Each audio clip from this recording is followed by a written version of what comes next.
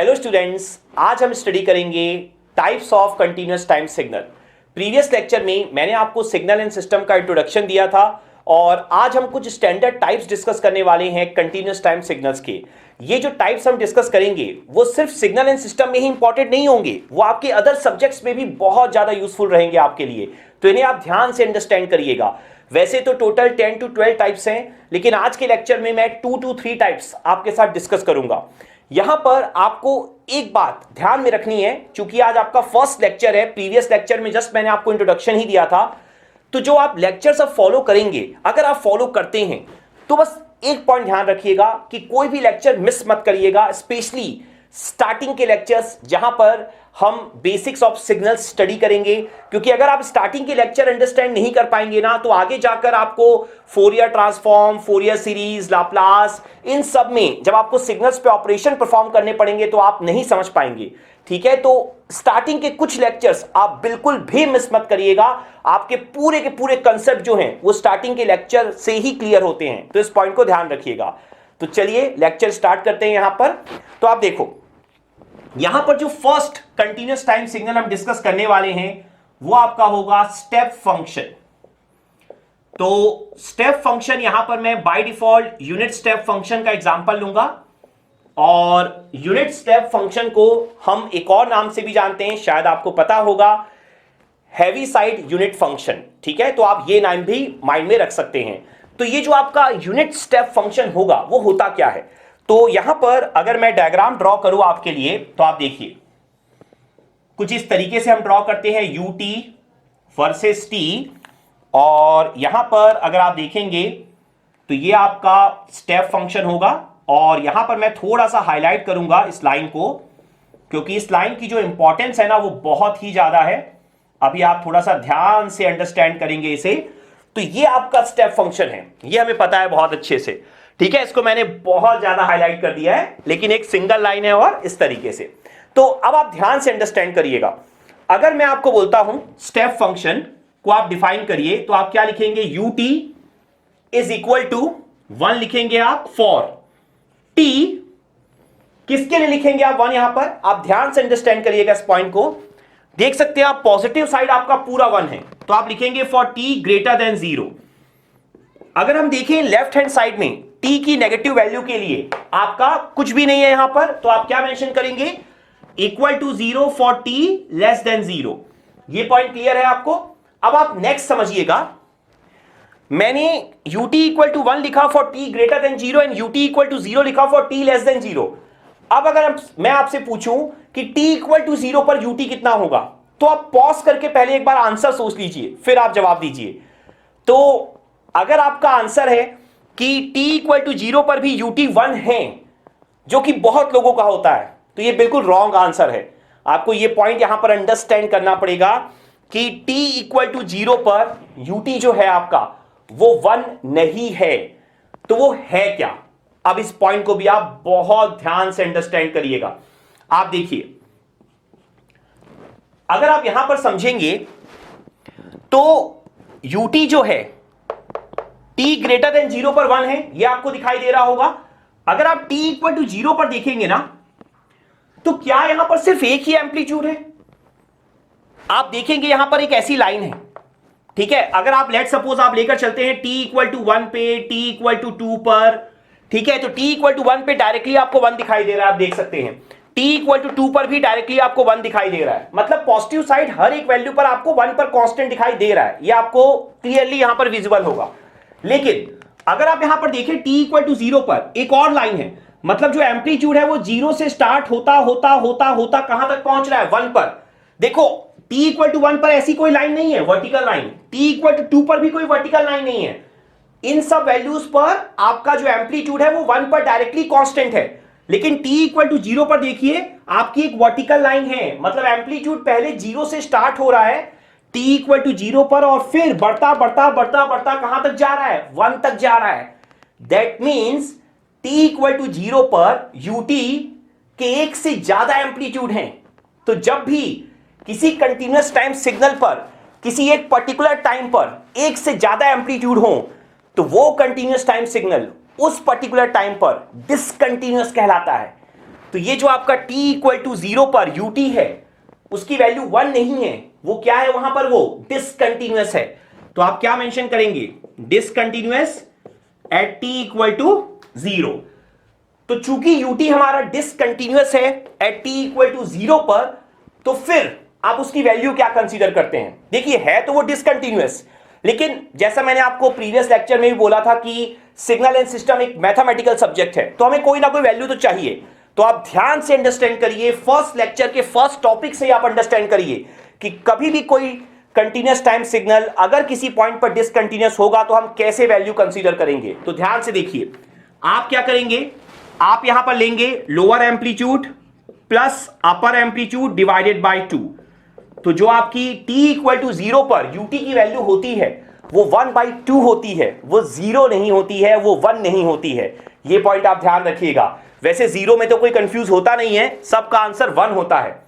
सब यही समझते हैं कि ut जो है वो t इक्वल टू 0 पर 1 है, लेकिन वो 1 नहीं होता है, वो क्या होता है आपका 1/2 होता है। ये पॉइंट आपको बहुत अच्छे से क्लियर रखना है, ठीक है। और ये डिसकंटिन्यूटी का प्रिंसिपल भी आपको बहुत अच्छे से माइंड में रखना है। क्लियर हो गया पॉइंट। तो हमने यहां पर क्या किया था, लोअर एम्पलीट्यूड जो कि 0 था, अपर एम्पलीट्यूड जो कि क्या था 1 था, दोनों का बेसिकली हम लोगों ने यहां पर एवरेज लिया है। पॉइंट समझ में आ गया। तो ये आपका होता है unit step function. Now second जो स्टैंडर्ड आपका फंक्शन है वो क्या है हमारा, सेकंड है हमारा यहां पर रेक्टेंगुलर फंक्शन और गेट फंक्शन। तो रेक्टेंगुलर फंक्शन और गेट फंक्शन ये क्या होता है, तो इसे भी आप ध्यान से अंडरस्टैंड करिएगा। देखिए ध्यान से, अगर यहां पर मैं सबसे पहले फिगर ड्रॉ कर दूं आपके लिए, तो कुछ इस तरीके से आप ड्रॉ करते हैं, xt वर्सेस t, और ये आपका फिगर होता है स्टैंडर्ड रेक्टेंगुलर फंक्शन का, -τ/2 से +τ/2, और एम्पलीट्यूड होता है आपका a। यहां पर अगर मैं रिप्रेजेंटेशन इसका शो करूं तो xt को हम किस तरीके से रिप्रेजेंट करते हैं स्टैंडर्ड फॉर्म में, a रेक्ट t/τ। ये पॉइंट आपको स्टार्ट से ही माइंड में लेकर चलना है, ये रिप्रेजेंटेशन आपको स्टार्ट से ही पता होना चाहिए। इसका सबसे बड़ा रीजन क्या है, आगे जाकर आप देखेंगे इसी रिप्रेजेंटेशन को देते हुए आपसे लाप्लास ट्रांसफॉर्म पूछ लेगा, आपसे फूरियर ट्रांसफॉर्म पूछ लेगा। तो अगर आपको ये रिप्रेजेंटेशन ही नहीं पता होगा तो आपको ये नहीं पता होगा कि इस रिप्रेजेंटेशन से आप ये ड्रॉ कर सकते हैं। क्लियर हो गया पॉइंट। तो यहां पर अगर आप देखेंगे ए क्या शो कर रहा है, amplitude, rect stands for rectangular, and T तो आप जानते ही हैं, टाउ क्या है, टाउ बेसिकली टोटल विड्थ है। आप देख सकते हैं -τ/2 से +τ/2, तो टाउ जो है वो आपकी टोटल यहां पर विड्थ आपको दिखाई दे रही है। जैसे मैं यहां पर लिखता हूं 10 रेक्ट t/2, तो आप क्या करेंगे, एक रेक्टेंगल ड्रॉ करेंगे -1 से लेकर +1 तक, क्योंकि मैंने क्या बोला था t/2, तो -2/2 से +2/2 तक, टाउ की वैल्यू 2 है, और 10 बोला था, तो यहां पर क्या बना देंगे आप 10। पॉइंट समझ में आ गया। तो इस तरीके से आपको क्लियरिटी मिलनी चाहिए। इसके अलावा जैसे मैंने स्टेप फंक्शन को डिफाइन किया था, वैसे अगर मैं गेट फंक्शन को भी डिफाइन करूं तो आप देखिए यहां पर xt is equal to a for -τ/2 से लेकर +τ/2 तक। t की वैल्यू आप देख सकते हैं, ये टाइम का एक्सिस है, तो -τ/2 से +τ/2 तक आपका xt का वैल्यू क्या है, a है। अब यहां पर आप समझिए xt की वैल्यू आपको 0 दिखाई दे रही होगी -τ/2 के पहले और +τ/2 के बाद, तो ये भी हम बड़े आराम से मेंशन कर सकते हैं। तो आप क्या लिखेंगे, xt is equal to 0 for t greater than τ/2 and t less than -τ/2। ये क्लियर है आपको अच्छे से। इसके बाद आप ध्यान से और देखिए, अभी कंप्लीट नहीं होती है डेफिनेशन, आप ध्यान से समझिएगा जो मैंने आपको यहां समझाया था। आप सुनिए, -τ/2 और +τ/2 पर देखिए ध्यान से, t की वैल्यू +τ/2 एंड -τ/2 पर आपको देखो फिर से एक वर्टिकल लाइन दिखाई दे रही है। अगर आप यहां पर t की वैल्यू -τ/2 के पहले देखो तो एम्पलीट्यूड आपका कितना है, 0 है, ठीक है ना। x एक्सिस पर y की वैल्यू क्या होगी, 0 होगी, और माइनस टाउ बाई टू पर वो इंक्रीज होता होता होता कहां तक जा रहा है आपका, ए तक, मतलब जीरो से स्टार्ट हो रहा है और ए तक जा रहा है। तो माइनस टाउ बाई टू पर एक से ज्यादा एम्पलीट्यूड है, जीरो से बढ़ता बढ़ता बढ़ता बढ़ता ए तक गया, फिर आप देखो ए पर कांस्टेंट रहता है, उसके बाद फिर आपका ए से घटता घटता घटता कहां तक जा रहा है आपका, ये आपका जा रहा है जीरो तक। पॉइंट समझ में आ रहा है, पहले जीरो से बढ़ता बढ़ता ए तक गया, फिर ए से घटता घटता जीरो तक आया। एम्पलीट्यूड की बात कर रहा हूं, देखो इस बात पे कंफ्यूज मत होना, ये जो टाउ बाई टू है वो टाइम है, ठीक है। तो टी की वैल्यू टाउ बाई टू पर एम्पलीट्यूड जो है वो ए से डिक्रीज होता होता कहां तक पहुंच गया, जीरो तक। तो आप देख सकते हो माइनस टाउ बाई टू और प्लस टाउ बाई टू दोनों पर ही जो आपका गेट फंक्शन है वो क्या है, बेसिकली डिसकंटिन्यूअस है, क्योंकि एक से ज्यादा एम्पलीट्यूड है। सेम प्रिंसिपल जो हमने यहां स्टडी किया था। तो आप यहां पर क्या डिफाइन करोगे, आप यहां पर यह डिफाइन करोगे कि a plus zero by two upper amplitude plus lower amplitude divided by two, ये होगा आपका t equal two plus minus tau by two पर। तो ये पॉइंट भी आपको बहुत अच्छे से क्लियर रखना है। और अगर मैं आपके साथ एक पॉइंट डिस्कस करूं ना, तो मैंने इसके बाद यही क्यों पढ़ाया, ताकि ये जो डिसकंटिन्यूटी वाला कंसेप्ट है वो आपको और भी अच्छे से क्लियर हो जाए। तो अगर मैं एक थंब रूल लेके चलूं, ठीक है ना, सिंपल लैंग्वेज में अगर याद करने का तरीका, तो जब भी कभी एक वर्टिकल लाइन दिखाई दे ना, खड़ी लाइन दिखाई दे, तो वहां तो कंटीन्यूअस टाइम सिग्नल आपका डिसकंटीन्यूअस होगा ही, ठीक है। ये पॉइंट अच्छे से समझ में आ गया। अब third signal, third standard continuous time signal. तो जो हमारा थर्ड सिग्नल है स्टैंडर्ड फंक्शन, वो है आपका सिग्नम फंक्शन। तो यहां पर सिग्नम फंक्शन क्या होता है, इसका नॉलेज भी आपको स्टार्टिंग से होना चाहिए। ये जो भी मैं आपके साथ फंक्शन या सिग्नल डिस्कस कर रहा हूं, ये सारे के सारे स्टैंडर्ड हैं, आपको इनके फॉर्मेट, इनके शेप, सब कुछ स्टार्टिंग से ही माइंड में रखकर चलना है। तो सिग्नम फंक्शन हमारा इस तरीके से ड्रॉ किया जाता है, आप ध्यान से देखिए, S G N of T versus T, और यहां पर कुछ इस तरीके से आपको दिखाई देगा 1 और -1। तो अब अगर यहां पर मैं ध्यान से आपको दिखाऊं, तो आप देखो ये जो सिग्नम टी है आपका, अगर इसे हम डिफाइन करने के लिए जाते हैं तो आप किस तरीके से डिफाइन करेंगे। तो आप देखिए signum T is equal to 1 for T greater than 0, ये तो आपको बहुत अच्छे से क्लियर होगा। इसके बाद आप देखिए signum T is equal to -1 for T less than 0, ये भी आपको क्लियरिटी से दिखाई दे रहा होगा। यहां पर आप देख सकते हो, यहां पर जैसे आप नेगेटिव साइड जाओगे -1 है। इसके बाद अब अगर मैं आपसे पूछूं what about t equal to 0, तो यहां पर फिर से ध्यान से समझने की कोशिश करो।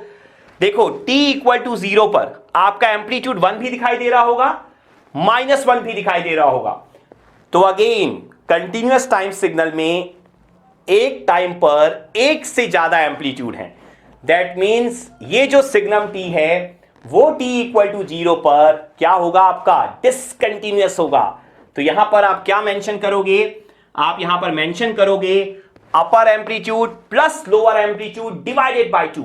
तो आंसर क्या हो जाएगा, 1 plus -1 divided by 2 at t equal to 0। That means answer होगा 0 एट t इक्वल टू 0। ये आंसर होगा आपका सिग्नम t का, ठीक है। देखो मैंने ना बस इस सब्जेक्ट के अकॉर्डिंग आपको समझना सिखाया है कि आप डिसकंटिन्यूटी को कैसे अंडरस्टैंड करोगे, आप किस तरह से वैल्यू डिफाइन करोगे। वैसे कंटिन्यूटी का जो कंसेप्ट होता है वो काफी डेप्थ में है। मैथमेटिक्स में मैंने इस पे बहुत सारे लेक्चर्स बना रखे हैं, आप वहां जाकर देख सकते हैं। लेकिन अभी आपके लिए इतना कंसेप्ट मोर देन इनफ है। अगर आप ये चीजें अंडरस्टैंड कर पा रहे हो लास्ट 3 सिग्नल से, तो सिग्नल एंड सिस्टम में आपको कोई प्रॉब्लम नहीं होगी। पॉइंट समझ में आ रहा है अच्छे से। Now next signal, fourth signal. तो जो आपका फोर्थ सिग्नल होता है ना, वो आपका होता है इंपल्स और डेल्टा फंक्शन। अब यहां ध्यान से पहले मेरी बात सुनना, उसके बाद फिर मैं आपको पढ़ाना शुरू करूंगा। जैसे मैंने आपको बोला सिग्नल एंड सिस्टम सबसे इंपॉर्टेंट सब्जेक्ट है। मैंने आपको लास्ट लेक्चर में ये बात डिस्कस करी थी आपके साथ कि सिग्नल एंड सिस्टम सबसे इंपॉर्टेंट सब्जेक्ट है आपका, जब आप बात करते हैं पूरे के पूरे कंप्लीट सिलेबस की। उसी तरीके से ही ये जो आपका इंपल्स और डेल्टा फंक्शन है ना, इस पूरे सब्जेक्ट में सबसे इंपॉर्टेंट कंसेप्ट है, तो इसे आप बहुत ध्यान से अंडरस्टैंड करिएगा। आप देखिए यहां पर जो आपका फोर्थ है वो है आपका इंपल्स और डेल्टा। तो इंपल्स और डेल्टा फंक्शन आपका क्या होता है, सबसे पहले मैं यहां पर आपके लिए ड्रॉ कर देता हूं, तो आप देखिए ध्यान से,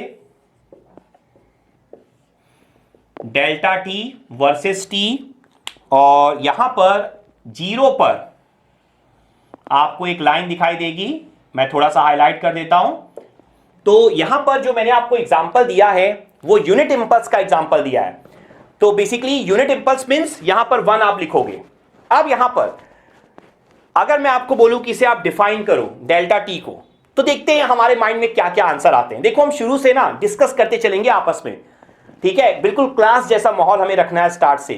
तो हमारे माइंड में अब क्या क्या आता है, अगर आप लोग पॉज करके सोचो और आंसर लिखो, तो देखो आपके माइंड में या कुछ लोगों के माइंड में ये आ सकता है कि जो डेल्टा टी है वो आपका 1 है फॉर टी इक्वल टू 0 और टी नॉट इक्वल टू 0 के लिए 0 है, ठीक है, ये आपके माइंड में आ सकता है। अभी ये फाइनल नहीं है ना, ध्यान रखना। तो आई थिंक ये तो सबके माइंड में आया होगा कि टी नॉट इक्वल टू 0 पे 0 है। आप देख सकते हैं जब टी की वैल्यू 0 नहीं है तो लेफ्ट साइड राइट साइड सब जगह आपको कुछ भी नहीं दिखाई दे रहा है, मतलब 0 है। ये तो आई होप सबके माइंड में आया होगा, ये बिल्कुल करेक्ट भी है। अब यहां पर हम आते हैं, डेल्टा टी की value 1 for T equal to 0, क्या ये करेक्ट है? बिल्कुल रॉन्ग है, ठीक है, ये आपका बिल्कुल रॉन्ग आंसर है। तो जिनके माइंड में ये आया है आप समझो कि ये क्यों रॉन्ग है, ठीक है। उसके बाद हम बात करते हैं, कुछ के माइंड में ये आया होगा कि जो डेल्टा टी है, क्योंकि यहां पर एक वर्टिकल लाइन दिखाई दे रही है, ठीक है, और मैंने आपको बताया वर्टिकल लाइन मींस यहां पर आपका जो फंक्शन होगा वो at T equal to 0 discontinuous होना चाहिए, ठीक है। तो आप यहां पर सोच सकते हो lower amplitude plus upper amplitude divided by 2, that means 1/2। तो कुछ का आंसर 1/2 भी हो सकता था, ये भी बिल्कुल रॉन्ग है यहां पर। तो फिर करेक्ट आंसर है क्या, तो आप समझो। देखो यहां पर आपने एक चीज ऑब्जर्व की होगी कि मैंने ये साइड अभी तक मिटाया नहीं है, ठीक है। मैंने थर्ड सिग्नल लिखने के लिए या फोर्थ सिग्नल लिखने के लिए 2 बार यहां पर रब किया है, लेकिन मैंने इस साइड को लिखे रहने दिया। उसका एक बहुत बड़ा रीजन है जो अब आप समझने वाले हो। यहां पर आप ध्यान से देखना, देखो होता क्या है, आप रेक्टेंगुलर फंक्शन को यहां पर ऑब्जर्व करो। जब रेक्टेंगुलर फंक्शन की विड्थ को आप टेंस टू 0 करते हो, ठीक है, विड्थ क्या है आपकी, टाउ है। तो जब आप टाउ टेंस टू 0 करते हो तो उसका एम्पलीट्यूड टेंस टू इंफिनिटी हो जाता है। मतलब आप इस तरीके से इमेजिन कर रहे हो कि जिस प्रोपोर्शन में आप विड्थ को डिक्रीज कर रहे हो उसी प्रोपोर्शन में आपका एम्पलीट्यूड इंक्रीज कर रहा है। ये पॉइंट आप इमेजिन कर पा रहे हो कि विथ टाउ टेंस टू 0, तो जैसे ही विथ आपकी टाउ टेंस टू 0 होगी आपको एक लाइन मिल जाएगी टी इक्वल टू 0 पर, वही इंपल्स है, ठीक है। इंपल्स सिर्फ टी इक्वल टू 0 पर एक लाइन है, ओनली टी इक्वल टू 0 पर, उसके पहले भी कुछ नहीं है उसके बाद भी कुछ नहीं है, ठीक है। तो यहां पर जैसे ही आप रेक्टेंगुलर फंक्शन की विड्थ को टेंस टू 0 करोगे, ऐसा माना गया है कि उसका जो एम्पलीट्यूड है वो क्या हो जाएगा, टेंस टू इंफिनिटी हो जाएगा। तो यहां से अगर अब आप समझोगे तो ये जो डेल्टा टी है, टी इक्वल टू 0 पर उसकी वैल्यू कितनी है, इनफिनाइट है, ना 1 है ना 1/2 है। ये पॉइंट समझ में आ गया, और क्यों है ये पॉइंट भी समझना जरूरी है, ठीक है ना। रेक्टेंगुलर की विड्थ टेंस टू 0 तो उसका एम्पलीट्यूड इनफिनाइट की तरफ भाग गया, तो यहां पर एम्पलीट्यूड इंफिनिटी है। फिर आपके दिमाग में एक और सवाल आया होगा, वो क्या आया होगा कि भाई ये 1 क्या है फिर, और ये यूनिट इंपल्स मैंने क्यों बोला था स्टार्ट में, ये 1 की क्या मीनिंग है। तो आप फिर से समझो, अब मैं आपको एकदम सिंपल लैंग्वेज में एग्जांपल देके समझाता हूं। आप देखो, अगर हम बात करते हैं यहां पर रेक्टेंगुलर फंक्शन की विड्थ को टेंस टू 0 करने की और एम्पलीट्यूड के टेंस टू इंफिनिटी होने की, तो एकदम सिंपल एग्जांपल है, ध्यान से समझना। अगर यहां पर मैं रेक्टेंगुलर की विड्थ को टेंस टू 0 करता हूं, तो देखो टेंस टू 0 का मतलब एग्जैक्ट 0 नहीं है ना, टेंस टू 0 मतलब very very very very less value, ठीक है। तो लेट सपोज मैं यहां पर लिख देता हूं 10 की पावर -10, ये जस्ट आपके समझने के लिए एग्जांपल है ना, ध्यान रखना। उसके बाद मैंने क्या बोला कि जब आपकी विड्थ टेंड्स टू 0 होती है तो एम्पलीट्यूड क्या हो जाता है, टेंड्स टू इंफिनिटी। मतलब ऐसा आपको मान के चलना है, जिस प्रोपोर्शन में आप विड्थ डिक्रीज कर रहे हो उसी प्रोपोर्शन में एम्पलीट्यूड आपका क्या हो रहा है, इंक्रीज हो रहा है। तो यहां से जब विड्थ आपकी वेरी वेरी वेरी स्मॉल हुई, 10 की पावर -10 हो गई, तो मैं ऐसा मान के चल रहा हूं एम्पलीट्यूड आपका वेरी वेरी वेरी हाई हो गया, 10 की पावर 10 हो गया। तो यहां से अब अगर आप समझोगे तो जो रेक्टेंगल होता है, रेक्टेंगल का एरिया क्या होता है, विड्थ इंटू हाइट, मतलब विड्थ इंटू एम्पलीट्यूड। तो यहां से अगर मैं रेक्टेंगल का एरिया अचीव करूं तो 10 की पावर -10 इंटू 10 की पावर 10, आंसर क्या हो जाएगा, 1। तो यहां से अब आपको यह समझना है कि स्टेप फंक्शन में यूनिट का मतलब था उसका एम्पलीट्यूड, उसका एम्पलीट्यूड 1 था। लेकिन इंपल्स फंक्शन में जो यूनिट इंपल्स मैं बोल रहा हूं, जो यहां पर 1 लिखा है, उसका मतलब है उसका एरिया 1 है। यह पॉइंट आपको क्लियर रखना है। दैट मीन्स अगर मैं डेफिनेशन आपको दे दूं तो आप इस तरीके से क्लियरिटी रख सकते हैं, -∞ से +∞ delta T D T is equal to 1। तो ये आपकी कंप्लीट डेफिनेशन होती है इंपल्स की। Delta T equal to infinity, for T equal to 0, 0 for T not equal to 0 and area of impulse is 1। Area को हम इंटीग्रेशन से show करते हैं ना, वही मैंने यहां पर किया हुआ है। पॉइंट अच्छे से क्लियर हो पाया आप लोगों को कि यहां पर जो 1 होता है वो उसका एरिया होता है। आप रेक्टेंगुलर फंक्शन को इमेजिन करते जाओ कि उसकी विड्थ टेंड्स टू 0 हुई तो एम्पलीट्यूड क्या हो गया, टेंड्स टू इंफिनिटी।